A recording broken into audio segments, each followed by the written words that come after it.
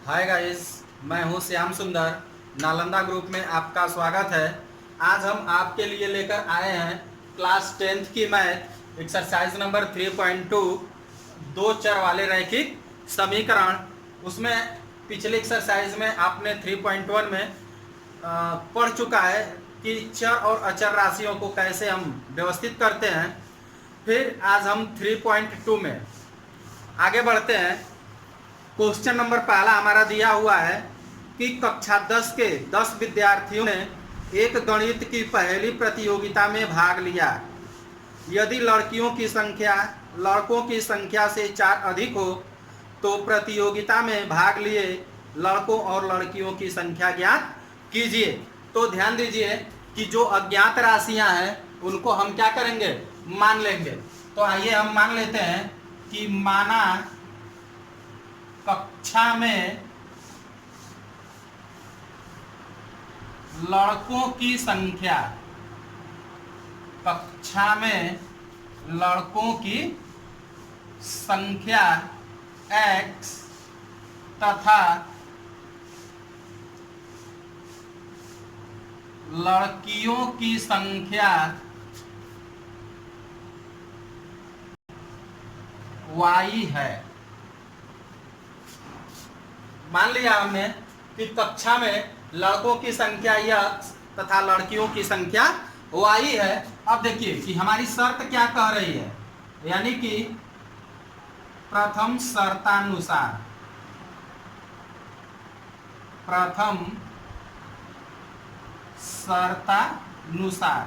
पहली शर्त हमारी ये कह रही है कि कक्षा में कुल 10 विद्यार्थी है।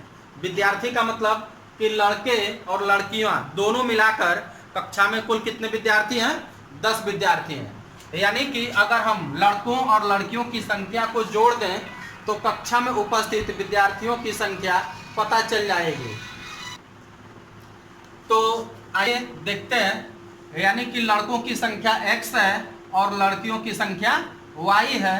दोनों को हम जोड़ दिए तो ये कक्षा में कुल विद्यार्थियों की संख्या के बराबर होगा।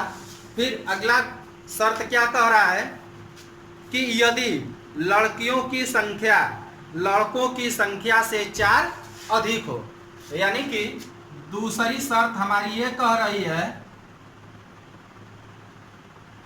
कि लड़कियों की संख्या, यानी कि लड़कियों की संख्या y लड़कों की संख्या से 4 अधिक हो, यानी कि जो लड़कियां हैं वो लड़कों की संख्या से 4 अधिक हैं। अगर हम दोनों की संख्या को बराबर करना चाहें तो या तो लड़कियों की संख्या में 4 की कमी कर दी जाए, या लड़कों की संख्या में यदि हम 4 की वृद्धि कर दें तो लड़के लड़कियों के बराबर हो जाएंगे।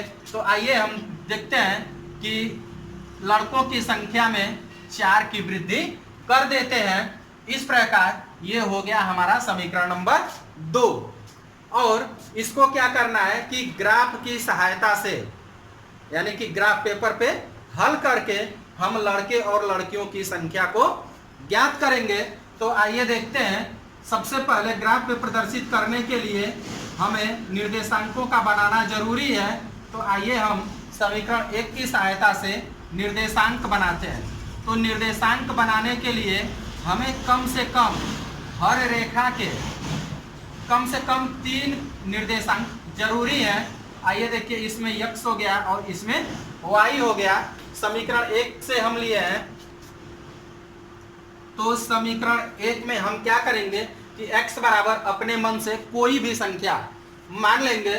तो आइए देखते हैं कि x बराबर सपोज कि अगर हम 3 मान लेते, x बराबर अगर 3 मान लेंगे तो y बराबर क्या होगा, ये 3 रखेंगे, 3 दाहिने पक्ष में जाकर प्लस से माइनस हो जाएगा और 10 में से 3 घट जाएगा तो 7 हो जाएगा।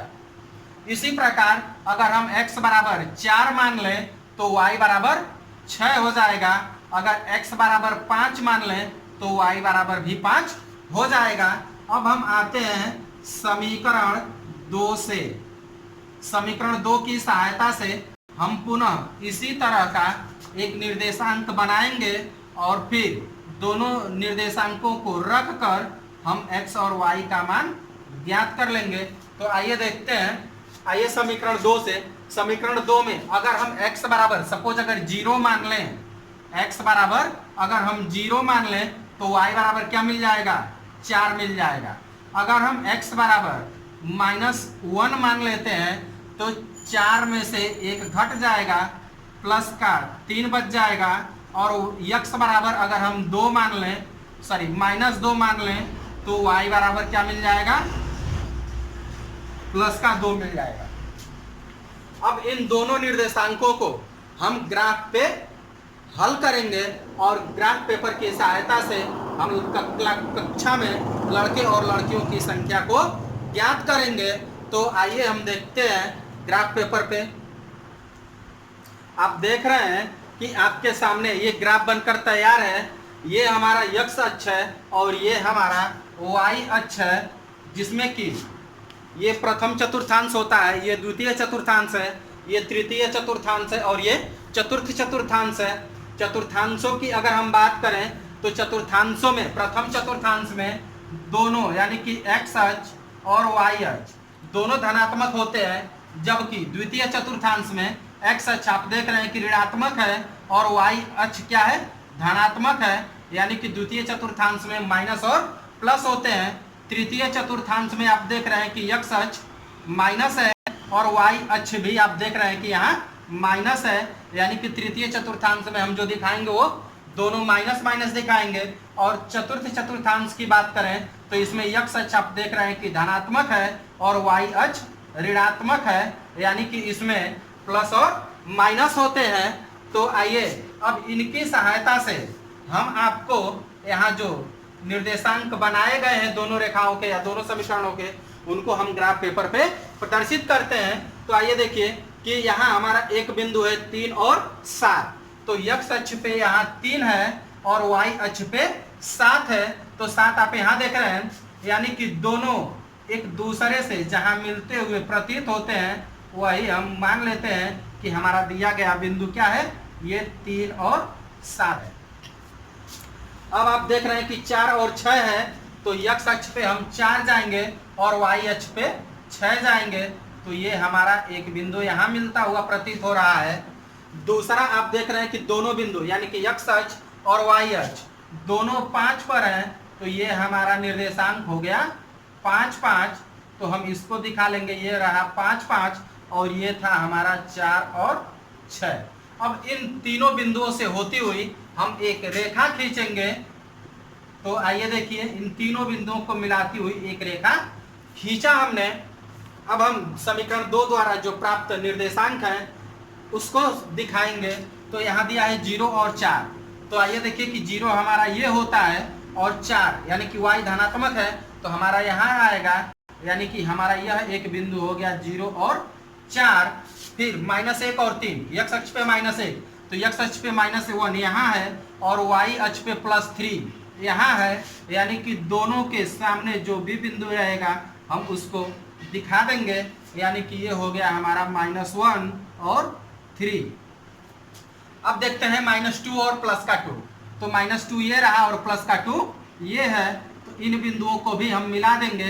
तो ये हमारा एक बिंदु मिल रहा है जो कि -2 और ये +2 है।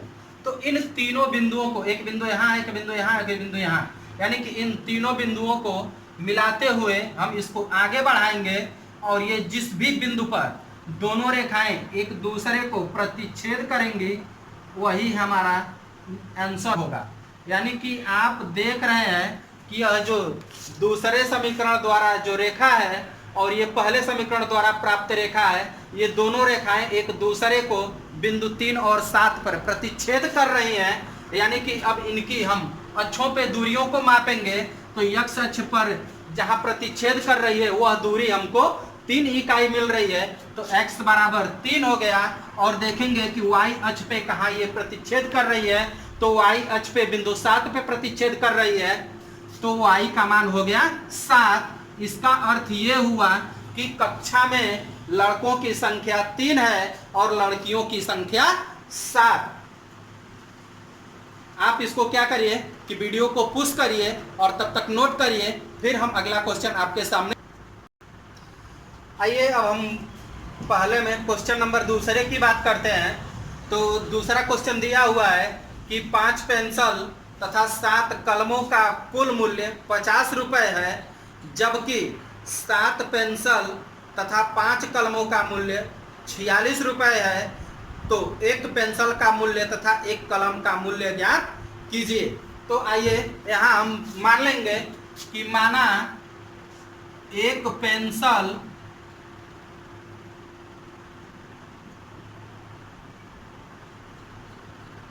का मूल्य x रुपए तथा एक कलम का मूल्य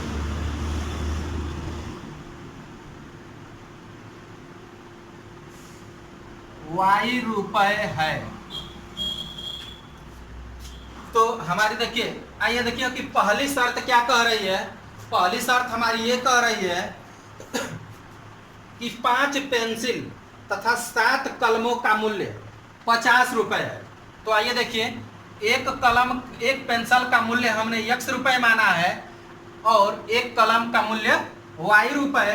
तो कह रहा है कि 5 पेंसिल, एक पेंसिल का मूल्य x रुपये, तो 5 पेंसिल का मूल्य 5x रुपये हो जाएगा। जबकि एक कलम का मूल्य y रुपये है, तो 7 कलमों का मूल्य 7y हो जाएगा और दोनों का मूल्य कुल मिलाकर 50 रुपये है। तो हम इसको क्या करेंगे कि दोनों के मूल्य को जोड़ देंगे और ये 50 रुपये के बराबर हो जाएगा। ये हमारा बन गया समीकरण नंबर 1। फिर दूसरा कह रहा है, दूसरी शर्त कि 7 पेंसिल, यानी कि एक पेंसिल का मूल्य x रुपया, तो 7 पेंसिल का मूल्य 7x रुपये, और जबकि 5 कलमों का मूल्य, तो एक कलम का मूल्य y रुपये, तो 5 कलम का मूल्य 5y रुपये हो जाएगा। यानी कि 7 पेंसिल और 5 कलम का मूल्य 46 रुपये है। तो ये जोड़ देंगे तो दोनों 46 रुपये के बराबर हो जाएगा। अब हम इनकी सहायता से फिर से निर्देशांक बनाएंगे और निर्देशांकों को हल करके फिर ग्राफ पेपर पे हम संतुलित करेंगे। तो आइए देखते हैं। तो आइए देखिए, हमने इन समीकरणों की सहायता से समीकरण 1 द्वारा x अक्षों के निर्देशांक और समीकरण 2 द्वारा अक्षों के निर्देशांक आपके सामने निकालकर हमने प्रस्तुत कर दिया है। चूंकि वीडियो बड़ी हो जाती, कैलकुलेशन लंबा था, इस वजह से हमने वीडियो को पुश करके और आपके सामने इसको हमने ग्राफ पेपर को प्रदर्शित कर दिया है। तो आइए अब हम इनको ग्राफ पेपर पे अंकित करते हैं। x अक्ष पे 10 और y अक्ष पे 0। तो ये हमारा रहा x अक्ष पे 10 और y बराबर 0 है, तो इस बिंदु को यही हम प्रदर्शित करेंगे, यानी कि ये हो गया 10 और 0। फिर आइए देखिए 3 और 5, x अक्ष पे 3 और y अक्ष पे 5। तो ये जहां एक दूसरे को प्रतिच्छेद करेंगे उसी बिंदु पर हम इसको मिला देंगे। तो ये हमारा एक बिंदु हो गया 3 और 5। दूसरा है -4 और 10। तो x अक्ष पे -4 यहाँ हो गया और y अक्ष पे 10 ये हो गया। तो आइए देखिए, ये इसको हम यहाँ मिलाएंगे रेखा, तो ये हो गया हमारा -4 और 10। यानी कि अब इन तीनों बिंदुओं से होता हुआ हम एक रेखा खींचेंगे। तो आइए देखते हैं। ये हमारा समीकरण 1 द्वारा प्राप्त रेखा है। अब हम क्या करेंगे कि समीकरण 2 द्वारा प्राप्त जो निर्देशांक है उसको इन्हीं अक्षों पे हम प्रदर्शित करेंगे। तो आइए देखते हैं, x अक्ष पे 3 और y अक्ष पे 5 है। तो ये हमारा हो गया 3 और y अक्ष पे 5। तो यही हमारा पुनः एक बिंदु फिर प्राप्त हो गया 3 और 5 के रूप में। फिर है x अक्ष पे 8 और y अक्ष पे -2। तो x अक्ष पे 8 यहाँ हो गया और y अक्ष पे -2। तो ये हमारा हो गया यहाँ, यानी कि ये चला गया हमारा चतुर्थांश में। फिर है x पर 13 और y पे -9। तो x अक्ष पे 13 आप यहाँ देख रहे हैं और y अक्ष पे -9 जो कि यहाँ है। तो ये दोनों बिंदु एक दूसरे को जहां प्रतिच्छेद करेंगे इन्हीं को हम मिला देंगे। तो हमारे तीन बिंदु, एक यहाँ है, दूसरा यहाँ है और तीसरा यहाँ है, जो कि यह है हमारा 13 और -9। तो इन तीनों बिंदुओं को हम मिलाएंगे। तो आइए देखते हैं, इस तीनों बिंदुओं से होता हुआ एक हम रेखा खींचेंगे और आप देख रहे हैं कि ये तीनों बिंदु यानी कि एक कॉमन पॉइंट हमको यहाँ ये मिल रहा है 3 और 5। तो यही 3 और 5 हमारा प्रतिच्छेद बिंदु मिला इन दोनों रेखाओं द्वारा, वही हमारा आंसर होगा। यानी कि x अक्ष पे 3 हो गया और y अक्ष पे 5 हो गया। यानी कि हम यूं कहें कि एक पेंसिल का मूल्य x रुपए माना गया था, जो कि x की वैल्यू 3 प्राप्त हुआ है। तो यानी कि इसका अर्थ यह हुआ कि एक पेंसिल का मूल्य 3 रुपए और एक कलम का मूल्य 5 रुपए है। तब तक आप इसको नोट करिए, फिर अगला क्वेश्चन लेकर हम आपके सामने प्रस्तुत होते हैं। अब देखिए क्वेश्चन नंबर 2। क्वेश्चन नंबर 2 हमारा ये कह रहा है कि अनुपातों A1/A2, B1/B2 और C1/C2 की तुलना कर ज्ञात कीजिए कि निम्न समीकरण युग्म द्वारा निरूपित रेखाएं एक बिंदु पर प्रतिच्छेद करती हैं या समांतर हैं अथवा संपाती हैं। तो आइए हम इसको एक ग्राफ पेपर के माध्यम से, यानी कि एक ग्राफ, एक टेबल के माध्यम से हम आपको समझाते हैं, जो कि बड़े आसान शब्दों में आपको समझ में आ जाएगी। तो हम आइए ग्राफ पेपर ड्रा करते हैं, फिर आपको बताते हैं। तो क्वेश्चन नंबर 2 के लिए हमारा ये चार्ट बनकर आपके सामने तैयार है। आइए, इसमें 3 क्वेश्चन दिए हुए हैं, हम तीनों क्वेश्चन को आपको बारी बारी से बता देते हैं। पहला क्वेश्चन है, दिया है 5x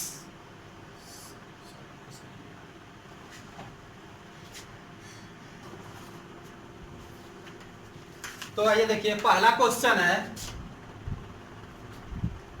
5x minus 4y plus 8 equal 0, और इसी का दूसरा समीकरण है 7x plus 6y minus 9 equal 0।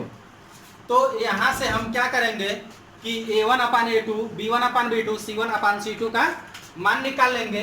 A1/A2, B1/B2, C1/C2 क्या है, थोड़ा सा इसको आप एरो की उसमें ध्यान दीजिए कि हमारा ये जो दिया गया रेखा युग्म है, यह A1x plus B1y plus C1 equal 0 और A2x plus B2y plus C2 equal 0 के रूप में होता है।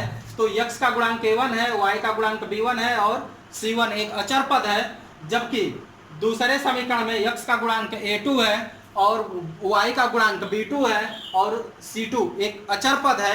यानी कि अब आपको समझ में आ गया होगा कि A1, A2, B1, B2, C1, C2 क्या है। तो हम यहाँ से A1 की वैल्यू रखेंगे। तो चूंकि आप देख रहे हैं कि x का गुणांक A1 है, तो A1 का मतलब ये हो गया आपका 5, और A2 क्या है कि यहाँ दूसरे समीकरण के x का गुणांक है, तो A2 आपका हो गया 7, यानी कि A1/A2 5/7 हो गया। B1/B2 इसी प्रकार ये हो जाएगा 4/6, जबकि 4 माइनस का है, इसको हम कैंसिल करके छोटा भी कर सकते हैं। तो ये हो जाएगा 2 2 जा 4 और 2 3 जा 6। जबकि C1/C2, C1 की वैल्यू 8 है और C2 की वैल्यू -9 है, तो ये हो गया -9। अब आइए अनुपातों की हम तुलना करेंगे। अनुपात का मतलब कि A1/A2, B1/B2 और C1/C2 की तुलना करेंगे। तो आप देख रहे हैं कि यहाँ A1/A2 ये B1/B2 के इक्वल नहीं है, यानी कि नॉट इक्वल, ये हो गया 8/9। तो आप यहाँ देख रहे हैं कि A1/A2 नॉट इक्वल है B1/B2 के। तो जब यह कंडीशन हो कि A1/A2 B1/B2 के इक्वल नहीं है, तब हमारा जो दिया गया रेखा युग्म होता है, यह एक दूसरे को प्रतिच्छेद करती हुई रेखा होती है। जैसा कि अभी इसी एक्सरसाइज के पहले क्वेश्चन में हमने इन दोनों रेखाओं के प्रतिच्छेद बिंदु को ही अपना आंसर माना था, उसी प्रकार यहाँ भी आप देख रहे हैं कि ये जो दोनों रेखाएं दी गई हैं, इसका जो अनुपातों की जब हमने तुलना किया है, तो A1/A2 not equal B1/B2 B2 मिला है, इस यानी कि सीधा सा अर्थ ये है कि रेखाएं क्या होंगी, प्रतिच्छेद करेंगे, रेखाएं प्रतिच्छेद करेंगे। अब देखिए क्वेश्चन नंबर 2। क्वेश्चन नंबर 2 हमारा है 9x plus 3y plus 12 equal 0 और दूसरा समीकरण है 18x plus 6y plus 24 equal 0। अब हम इसको इसी प्रकार हल करेंगे तो a1 की वैल्यू आपको मिल जाएगी 9, और जबकि a2 की वैल्यू है 18। इसे 9 1 जा 9 और 9 2 जा 18 यानी कि 1/2 लिख सकते हैं। जबकि b1 की वैल्यू दिया है 3 और b2 की वैल्यू 6 है, ये भी आप देख रहे हैं कि कैंसिल हो जाएगा, यानी कि 3 1 जा 3 और 3 2 जा 6। जबकि c1/c2, c1 की वैल्यू 12 है, c2 की वैल्यू 24 है, ये भी आप देख रहे हैं कि कैंसिल हो रहा है और 1/2 मिल रहा है। यानी कि दूसरे क्वेश्चन में आप देख रहे हैं कि a1/a2 इक्वल b1/b2 है और यह भी इक्वल c1/c2 है। तो एक बात ध्यान रहे कि जब ये a1/a2 इक्वल हो b1/b2 के और इक्वल हो c1/c2 के, तो यहाँ रेखाएं समपाती होती हैं, यानी कि ये रेखाएं कहीं एक दूसरे को प्रतिच्छेद नहीं करेंगी, यानी कि यह रेखाएं एक दूसरे के समपाती होंगी। आइए अब देखते हैं क्वेश्चन नंबर 3। तो क्वेश्चन नंबर 3 हमारा क्या कह रहा है, क्वेश्चन नंबर 3 दिया हुआ है 6x माइनस 3y प्लस का 10 इक्वल 0 और दूसरा समीकरण दिया हुआ है 2x minus Y plus 9 equal 0। तो इनकी सहायता से पुनः हम ये बताएंगे कि ये किस प्रकार की रेखाएं हैं। तो आइए ध्यान दीजिए, a1 की वैल्यू है 6 और a2 की वैल्यू है 2, तो ये कैंसल हो जाएगा, यानी कि ये हो गया 2 3 जा 6, 3 हो गया। और जबकि b1/b2 की वैल्यू निकालें तो ये है माइनस का 3 और यहाँ है नहीं, देखिए y का कोई गुणांक नहीं है तो हम 1 मान लेंगे और माइनस है तो ये -1 हो जाएगा, यानी कि ये भी आपका हो गया प्लस का 3। अब हम इसकी चर्चा करते हैं तो c1 की वैल्यू 10 है और जबकि c2 की वैल्यू 9 है, यह कटेगा नहीं, इसको इसी प्रकार छोड़ देंगे। और अब हम ये देख रहे हैं कि a1/a2 तो इक्वल है, देखिए ये दोनों 3 है, किसके इक्वल है, b1/b2 के, यानी कि a1/a2 इक्वल b1/b2। और यहाँ आप देख रहे हैं कि a1/a2 की वैल्यू 3 है, b1/b2 की वैल्यू 3 है और c1/c2 की वैल्यू 10/9 है, जो कि यह a1/a2 और b1/b2 के इक्वल नहीं है। अर्थात हम कह सकते हैं कि a1/a2 नॉट इक्वल b1/b2 और नॉट इक्वल c1/c2। तो इस कंडीशन में यह रेखाएं एक दूसरे के समांतर रेखाएं होती हैं, ये एक दूसरे के समांतर रेखाएं होती हैं। इस प्रकार क्वेश्चन नंबर 2 आपका सॉल्व हुआ। हमसे पूछा क्या जा रहा था कि इन समीकरणों की सहायता से हमें यह बताना था कि रेखाएं कौन सी एक दूसरे को प्रतिच्छेद करेंगी, कौन सी रेखाएं समपाती होंगी और कौन सी रेखाएं समांतर होंगी। तो आई होप कि ये क्वेश्चन आपको समझ में आया होगा। तब तक आप इसको नोट करिए, फिर अगला क्वेश्चन हम आपके सामने प्रस्तुत करते हैं। तो आइए देखते हैं, ये हमारा है क्वेश्चन नंबर 3। क्वेश्चन नंबर 3 क्या कह रहा है कि अनुपातों a1/a2, b1/b2 और c1/c2 की तुलना कर ज्ञात कीजिए कि निम्न रैखिक समीकरणों के युग्म संगत है या असंगत। तो आइए हम देखते हैं, ये हमारा क्वेश्चन नंबर 3 है। जैसा कि आप क्वेश्चन नंबर 2 में आपने देखा कि लगभग सेम इसी प्रकार का ये टेबल रहा है, तो उसी के आधार पे या उसी के पैटर्न पे ये हमारा क्वेश्चन नंबर 3 भी है। तो इसके लिए हम आपको ज़्यादा समय न देकर टेबल आपके सामने हमने प्रस्तुत कर दिया है। अब इसको आप टेबल के माध्यम से समझ सकते हैं। तो आइए देखिए, पहला क्वेश्चन हमारा रहा है कि 3x + 2y = 5। फिर इसी का दूसरा समीकरण है 2x - 3y = 7। ये रहा आपका दूसरा क्वेश्चन, ये है तीसरा, और ये रहा चौथा क्वेश्चन। और इनकी सहायता से हमने a1/a2, b1/b2 और c1/c2 के मान आपके सामने प्रस्तुत कर रखे हैं। तो अब हम आते हैं अनुपातों की तुलना में। अनुपातों की तुलना में हम ये ध्यान देंगे कि ये a1/a2 की वैल्यू 3/2 है, b1/b2 की वैल्यू 2/-3 है, और c1/c2 की वैल्यू 5/7 है। आप देख रहे हैं यहाँ कि a1/a2 की वैल्यू b1/b2 के इक्वल नहीं है। तो अनुपातों की जब हम तुलना करेंगे तो यही लिखेंगे कि a1/a2 नॉट इक्वल b1/b2।